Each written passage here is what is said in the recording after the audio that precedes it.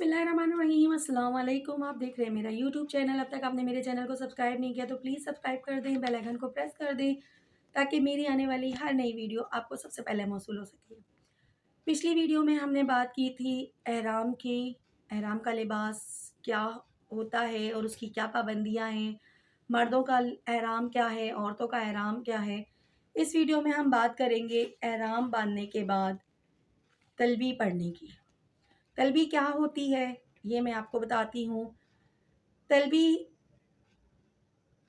इन अल्फाज को कहा जाता है, लब्बैक अल्लाहुम्मा लब्बैक, लब्बैक ला शरीक लक लब्बैक, इन्नल हम्दा वन नियामता लक वल मुल्क ला शरीक लक। तर्जुमा है, मैं हाजिर हूँ खुदावन, तेरे हुजूर हाजिर हूँ, तेरा कोई शरीक साथी नहीं, मैं तेरे हुजूर हाजिर हूँ। सारी हम्दो सताइश का तू ही सजावार है और सारी नेमतें तेरी हैं। सारी कायनात में तेरी फरमारवाई है, बस तेरी ही है, तेरा कोई शरीक नहीं। हज़रत अब्दुल्ला बिन उमर रज़ी अल्लाह अन्हु से रिवायत है, मैंने रसूल अकरम सल्लल्लाहु अलैहि वसल्लम को तलबिया पढ़ते हुए सुना, इस हाल में कि आपके सर के बाल जमे हुए थे, मुरतब तौर पर लगे हुए थे, जैसे कि गुस्ल के बाद सर के बालों का हाल होता है। यानी कि एहराम बांधने के लिए आपको पहले गुस्ल करना चाहिए, जो कि नबी की सुन्नत है, और गुस्ल करने के बाद जैसे ही आप एहराम पहने तो आपको ये तलबिया पढ़ना ज़रूरी है, क्योंकि ये एहराम बांधने से आपकी एक पाबंदी शुरू हो जाती है कि आपने ये तस्बीह पढ़नी है। हज़रत अब्दुल्ला बिन उमर रज़ी अल्लाह अन्हु से रिवायत है, फरमाते हैं कि रसूल अकरम सल्लल्लाहु अलैहि वसल्लम का मामूल था, ज़ुल्हलीफ़ा की मस्जिद में 2 रकात नमाज पढ़ने के बाद जब आप मस्जिद के पास ही नाके की रकाब में पाँव रखते और नाका आपको लेकर सीधे खड़ी हो जाती, तो उस वक्त आप एहराम का तलबिया पढ़ते। सही बुखारी और सही मुस्लिम।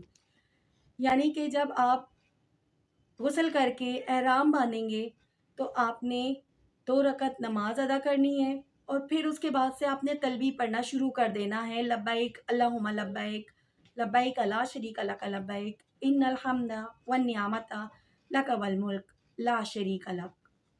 खल्लाद बिन साहिब ताबी अपने वालिद साहिब बिन खल्लाद अंसारी से रिवायत करते हैं कि रसूल अकरम सल्लल्लाहु अलैहि वसल्लम ने फरमाया, मेरे पास जिब्राईल आए, उन्होंने अल्लाह ताला की तरफ से मुझे हुक्म पहुंचाया कि मैं अपने साथियों को हुक्म दूं कि तलबिया बुलंद आवाज़ से पढ़ें। ये बुलंद आवाज़ से तलबिया पढ़ना मर्द हजरात के लिए है। हज़रत साल बिन साद रिवायत करते हैं कि रसूल अकरम सल्लल्लाहु अलैहि वसल्लम ने फरमाया, अल्लाह का मोमिन वो मुस्लिम बंदा जब हज या उम्रे का तलबिया पुकारता है और कहता है लब्बैक अल्लाहुम्मा लब्बैक, तो इसके दाहिनी तरफ और बाहिनी तरफ से अल्लाह का जो भी मखलूक होती है, ख्वाह वो बेजान पत्थर, दरख्त या बेलें हों, वो भी इस बंदे के साथ लब्बैक कहते हैं, यहाँ तक कि ज़मीन इस तरफ और उस तरफ से तमाम हो जाती है। जामे तिर्मिज़ी, सनन अबी माजा। तलबिया की ख़ास दुआ।